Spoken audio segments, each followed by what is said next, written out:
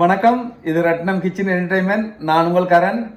இன்றைக்கு வந்து சோயா மீட்டும் முருங்கைக்காயும் போட்டு ஒரு பிரட்டல் குழம்பு செய்யலாம். வாங்க எப்படின்னு பார்க்கலாம். இப்போ பார்த்தீங்கன்னு சொன்னால் நான் ஒரு 100 கிராம் சோயா மீட் எடுத்து சுடுதண்ணியில் ஊற வச்சிடணும் ஒரு அரை மணி நேரம். அதுக்கு மஞ்சத்தூளும் உப்பும் போட்டு அப்போ அந்த ஊறி வரைக்கில் வந்து ருசியாக இருக்குன்றதுக்காக வெந்தயம் பெருஞ்சீரகம் தேவையான அளவு போடும்போது சொல்கிறேன். கரம் மசாலா, மிளகாத்தூள் பாருங்க. வந்து முருங்கைக்காய் வந்து இந்த மாதிரி சுத்தம் பண்ணிவிட்டு நான் 2 முருங்கைக்காய் வந்து இந்த மாதிரி வெட்டி சுத்தம் பண்ணி 2ஆக பிளந்து வச்சுருக்கிறேன். அதோட ஒரு பெரிய வெங்காயம், 4 சின்ன பச்சை மிளகாய், கொஞ்சோண்டு கருவேப்பிலை, இது தேசிக்காய் லெமன் ஜூஸ், சரியா, எலுமிச்சம்பழம் ஜூஸ். இப்போ வாங்க எப்படி செய்யறேன்னு பார்ப்போம். இதுக்கு வந்து கடைசியில் வந்து நான் தேங்காய் பால் விடுவேன், அதையும் பிறகு நான் காமிக்கிறேன், சரியா. இப்போ பார்த்தீங்கன்னா அடுப்பில் சட்டி வச்சாச்சு. சட்டியில் வந்து நான் வந்து பெரிய கரண்டியால் 3 கரண்டி எண்ணெய் விட்டுருக்கிறேன். எண்ணெய் நல்லா சூடு எறிச்சு அதில் ஒரு 1/2 கரண்டி பெருஞ்சீரகம், ஒரு 1/4 கரண்டி வெந்தயம், அதோட வந்து இந்த வெட்டி வச்ச வெங்காயம், கருவேப்பிலை, பச்சை மிளகாய் போட்டுருவோம். இதை போட்டுட்டு ஒரு நிமிஷம் வந்து வதங்கி வரட்டும். அதுக்கு பிறகு முருங்கைக்காயை போடுவோம்.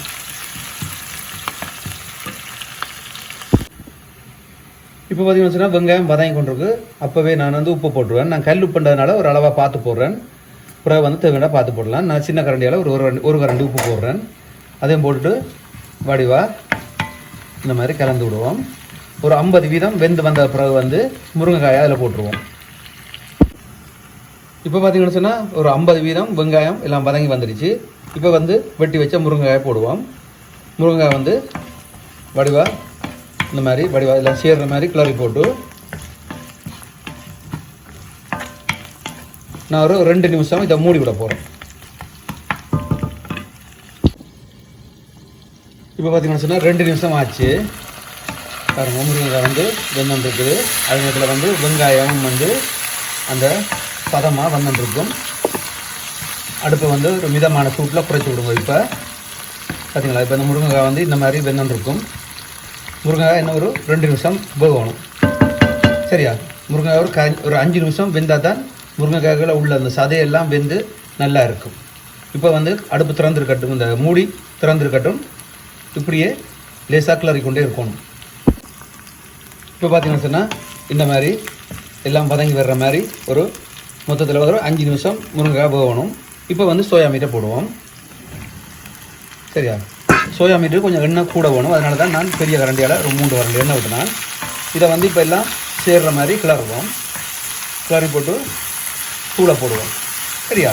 மஞ்சள் தூள் தேவையில்லை. என்னென்ன சொன்னால் ஏற்கனவே சோயா மீட்டுக்கு வந்து மஞ்சள் தூள் போட்டதுனால மஞ்சள் தூள் தேவையில்லை. சுலபமாக செய்கிற மாதிரி தானே பார்க்கணும். இப்போ பார்த்தீங்கன்னு சொன்னால் ஒரு 2 நிமிஷம் கிளறி விட்டுனான். இப்போ வந்து தூளை போடுவோம்.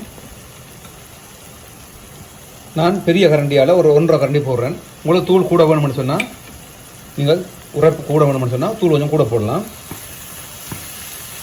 இதை வந்து இந்த மாதிரி 1 நிமிஷம் கையை விடாமல் கிளறணும். கிளறி போட்டு என்ன சொன்னால் அந்த தூள் வைக்க அடங்கணும். அதுக்கு பிறகு வந்து தேங்காய் பாலை விடுவோம். இப்போ பார்த்தீங்கன்னு சொன்னால் வடிவாயெல்லாம் கிளறி விட்டாச்சு. இப்போ நான் தேங்காய் பால் விடுறேன். 1 கப் தேங்காய் பால் விட்டுட்டு அதே கப்பில் 1 கப் தண்ணி விடணும். முதல் வந்து தேங்காய் பாலை விட்டுட்டு வடிவாயெல்லாம் சேர்கிற மாதிரி கிளறுவோம். கடைசியாக ஒரு பாதி தேசிக்காய் லெமன் ஜூஸ் விட்டிங்கன்னா சோயா மீட்டும் முருங்கைக்காயும் போட்டது வந்து ஒரு பிரட்டல் குழம்பு அருமையாக இருக்கும். இப்போ வந்து நான் தண்ணி விட போகிறோம். அதே கப்பால் 1 கப் தண்ணி, சரியா. இது போதும். என்ன சொன்னால் சோயா மீட் வந்து தண்ணி எவ்வளோ விட்டாலும் இழுத்துரும். இப்போ வந்து பாருங்கள், அருமையாக இருக்குது. நேரம் நேரம் பிடிக்காது. ஒரு கொஞ்ச நேரத்துலேயே சமைச்சிடலாம். இதை வந்து இந்த மாதிரி கிளறி போட்டு ஒரு மிதமான சூட்டில் வந்து 5 நிமிஷம் மூடி விடுவோம். அதுக்கு பிறகு லெமன் ஜூஸ், அதாவது வந்து தேசிக்காய், அதை விட்டுட்டு இறக்கினா சரி. இப்போ வந்து ஒரு 5 நிமிஷம் மூடி விடுவோம் மிதமான சூட்டில். இப்போ பார்த்தீங்கன்னா சொன்னால் 5 நிமிஷம் ஆச்சு. மூடி விட்டு தண்ணியெல்லாம் பாருங்கோ, தண்ணி வத்திருச்சு. ஒரு கொஞ்சமாக குழம்பு நிற்கிது, சரியா. அவ்வளவுதான். இப்போ வந்து ஒரு சின்ன கரண்டியால் ஒரு அரை கரண்டி கரம் மசாலா. அடுப்பை நிப்பாட்டி விடுங்க. இப்போ அந்த சூட்லேயே வெந்துடும். சரியா?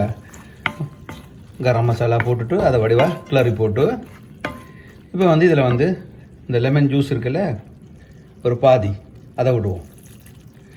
அவ்வளவுதான் அருமையான சோயா மீட் குழம்பு. இப்படியே வந்து அடுப்பு நிப்பாட்டியாச்சு தானே. இப்படி ஒரு 5 நிமிஷம் மூடி போட்டு பிறகு எடுத்து பரிமாற அட்டகாசமாக இருக்கும். இப்போ பார்த்தீங்கன்னு சொன்னால் ஒரு அருமையான சோயா மீட்டும் முருங்கைக்காயும் போட்டு ஒரு பிரட்டல் குழம்பு, கொஞ்சம் குழம்பு இருக்கும்.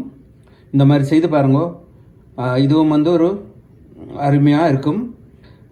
சாப்பாடு வெள்ளிக்கிழமைக்கு வந்து தூக்கலாக இருக்கும். செய்து பாருங்க. உங்களுக்கு பிடிக்கும் நினைக்கிறேன். பிடிச்சிருந்தா லைக் பண்ணுங்க, ஷேர் பண்ணுங்க, சப்ஸ்கிரைப் பண்ணுங்க. மீண்டும் ஒரு அருமையான வீடியோவில் சந்திப்போம். சோயா மீட் முருங்கைக்காய் பிரட்டல் குழம்பு.